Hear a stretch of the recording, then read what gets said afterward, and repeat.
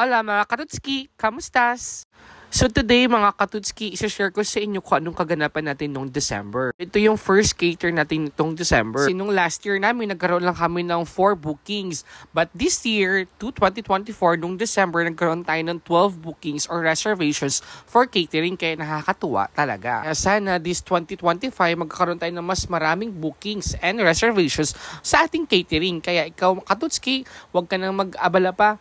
Magpabook ka na dito sa Putolicious Catering. So, ito na yung ganap natin for today's video. Meron tayong 50 packs na reservations. This will be the year-end party ng Stowaway Bus Liner. So, ito na nga yung ginagawa ko. Nag-arrange na ako dito sa table nila. So, yung setup na to, it's very basic setup lang. Yung package na kinuha nila. The color theme naman nila or yung motif nila, it's only white and red. So, ito din yung ginamit nila last year. Actually, repeaters na namin to sila. Kaya, we're so happy talaga na kami pa rin kinuha nila para sa year-end party nila. Kaya lagi naming sinasarapan at ginagandahan ang serbisyo para lagi silang natutuwa sa amin. Kaya yan ang pinaka-importante pagdating sa catering, kailangan maganda ang serbisyo at masarap ang pagkain. At ito naman yung pinaka-paborito kong ginagawa, mag-table setup. Maglagay ng runner, maglagay ng flower vase, placemat, at saka kung ano-ano. So pagkatapos namin mag-setup dun sa buffet, dito naman kami nagsa-setup dito sa tables and chairs. So dapat magtutulungan kami dito para mas mabilis matapos. Mabuti na lang talaga meron kami na rentahan na tent kasi nga ang pangit ng panahon,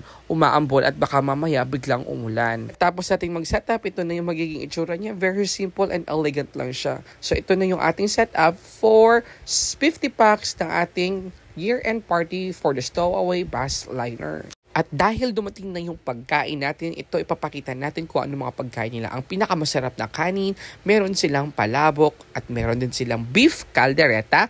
Dinagdag nila sa putahe nila yung pork binodo, meron Shanghai, meron yung butter, garlic, wings, and sipu egg. At syempre hindi mawawala sa selebrasyon ang lechon. At ito yung drinks and yung mga dessert. So finally, dumating na lahat ng ating mga bus driver and mga konduktor. So ayan na, magsisimula na yung programa nila. After the program, kakain na sila.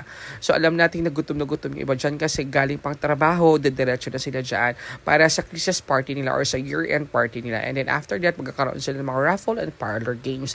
So thank you so much Stowaway Bus Liner for choosing Putolicious, for always trusting us to serve and to be part of your year-end party. So ayan na, tapos ng ating ganap for today's video. So magkakamada na tayo ng mga gamit natin at uuwi na tayo. So once again, thank you so much Stowaway Bus Liner for always choosing and for always trusting Putolicious to be part of year-end party. So whatever you choose to do, happiness is homemade. Thank you for watching. Bye!